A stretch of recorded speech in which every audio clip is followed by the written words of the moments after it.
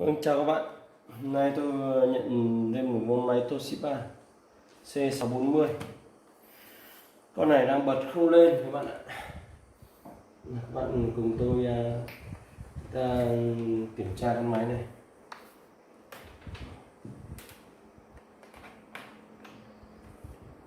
Máy này cắm sạc lên, cắm sạc.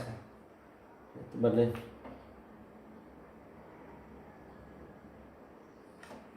Mỗi cái đèn này sáng rồi. Bóng này chỉ nhấp nháy thôi. Chứng tỏ quạt chip vẫn quay.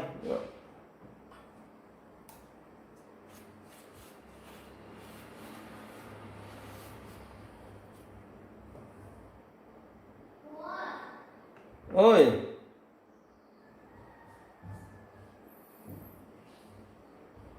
bây giờ chúng ta sẽ rút điện ra để kiểm tra. Trước tiên là chúng ta phải tháo pin.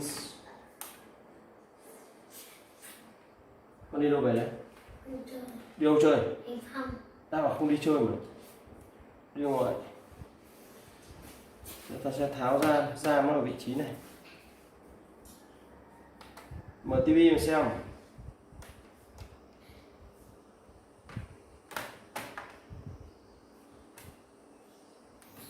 Cái trường hợp máy không lên này thì các bạn nên kiểm tra cho tôi. Thứ nhất là các bạn kiểm tra đến cái pin. Đó. Thứ hai là chúng ta cắm sạc vào để ta xem, kiểm tra xem nó sạc máy nó như thế nào. Đấy. Khi ta bật vẫn không lên đúng không ạ? Nên chúng ta mới kiểm tra đến cái thiết bị thứ ba là RAM. Đấy, máy nó không lên đúng không ạ?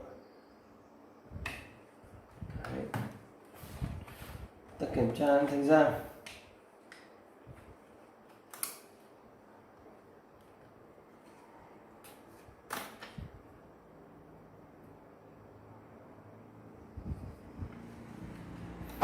Máy này chạy đua RAM.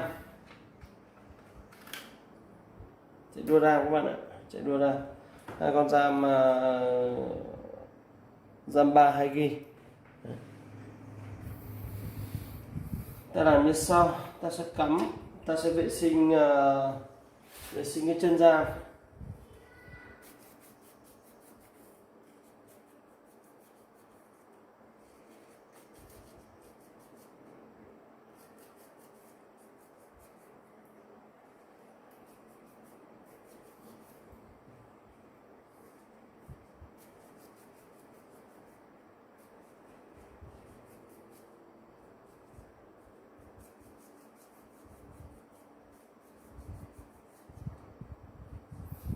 Vệ sinh chân RAM, vệ sinh cái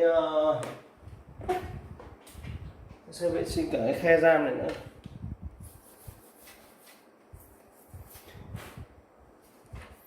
Ta sẽ cắm từng thanh RAM một các bạn nhé.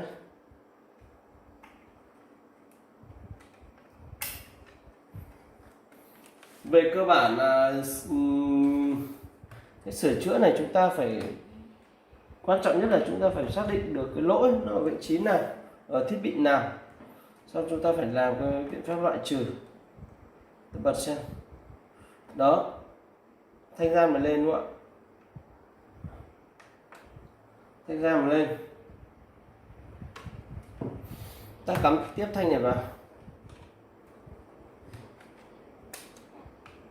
Ta vẫn giữ cái thanh này, xin lỗi, ta giữ cái thanh này, xong là ta đổi cái vị trí,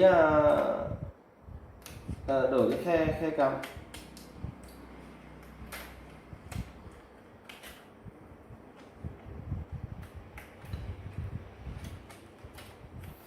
Ta đổi khe cắm nhé.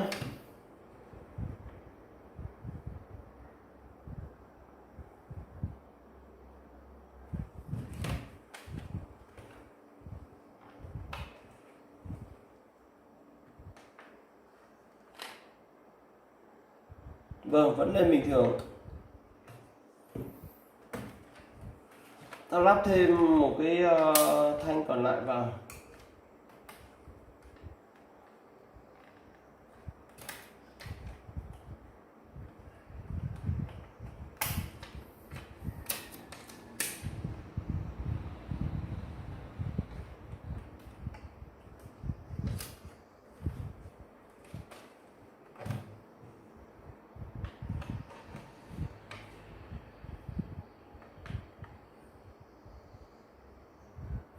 bật lên, máy đã lên bình thường, chứng tỏ là con máy này đang có vấn đề về RAM. Bởi vì là tôi vệ sinh. Đấy. Các bạn vệ sinh, các bạn thực hiện cái việc vệ sinh thì vệ sinh thứ nhất là cái chân RAM. Đấy, bạn dùng RP7 hoặc là các bạn dùng giấy mềm để lau. Xong cái chân RAM, cái khe RAM ấy thì chúng ta dùng cái chổi. Đấy, ta dùng cái chổi quét hoặc là cái bàn chải đánh răng. Đấy, chúng ta quét qua. Bởi vì là chỉ cần có một cái những cái hạt bụi nhỏ li ti thôi cũng có thể là hạn chế cái việc tiếp xúc của cái chân RAM, giữa chân RAM với khe cắm RAM.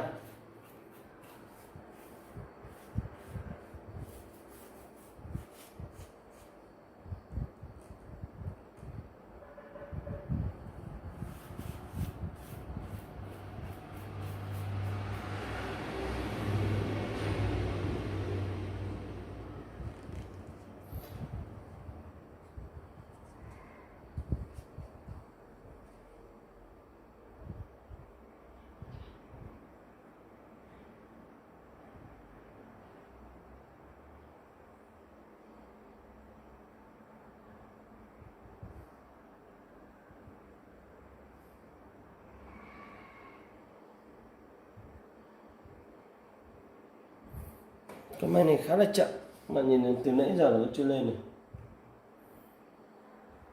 Con C640 này là con dòng máy khá là cổ, đời nó sâu lắm rồi,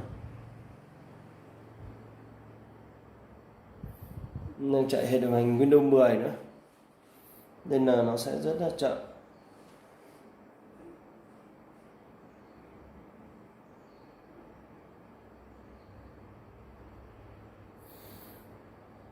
Đấy, qua đây thì ta có thể xác định là nó có hai cái khả năng. Một là RAM bẩn nên dẫn đến lỗi. Thứ hai nữa là cái thanh RAM hiện tại chúng ta đang sử dụng nó đang không ổn định, nó trục trặc, dẫn đến là thi thoảng nó bị lỗi như thế. Nên việc chúng ta cần làm là chúng ta qua cái công tác vệ sinh thì chúng ta kết luận một điều là chúng ta cái thanh RAM mà chúng ta chuẩn bị là phải thay rồi các bạn ạ. Đó. Chúng ta phải thay ra một cái thanh RAM khác, hoặc là cái main, hoặc là một cái lỗi nữa, lỗi nặng hơn nó liên quan đến main. Đấy. Cái main nó đang lúc nhận RAM lúc không nhận RAM, nó cũng đang lỗi, đang gặp một cái vấn đề trục trặc về main. Nên tùy theo cái góc độ mà nó lỗi như thế nào thì chúng ta có cái hướng để mà thay thế.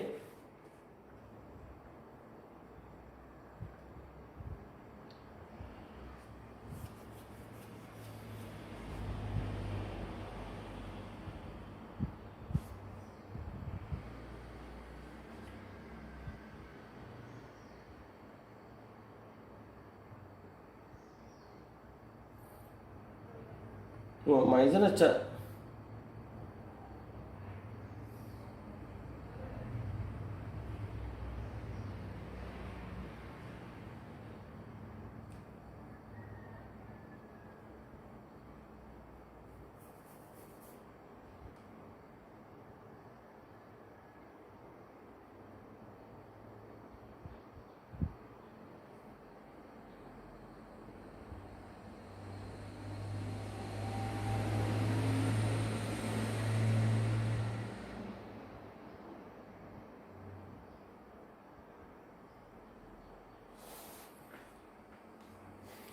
Máy khá là chậm. Vâng, trên đây tôi vừa hướng dẫn các bạn kiểm tra một con máy bật không lên. Thì như tôi nói thì có một số lý do, một số cái lỗi như thế. Chúng ta sau khi kiểm tra là sạc, là pin, chúng ta kiểm tra đến RAM Thì đến biện pháp loại trừ thứ ba chúng ta đã giải quyết xong cái vấn đề là bật máy không lên nữa. Vâng, xin chào và hẹn gặp lại các bạn trong video tiếp theo.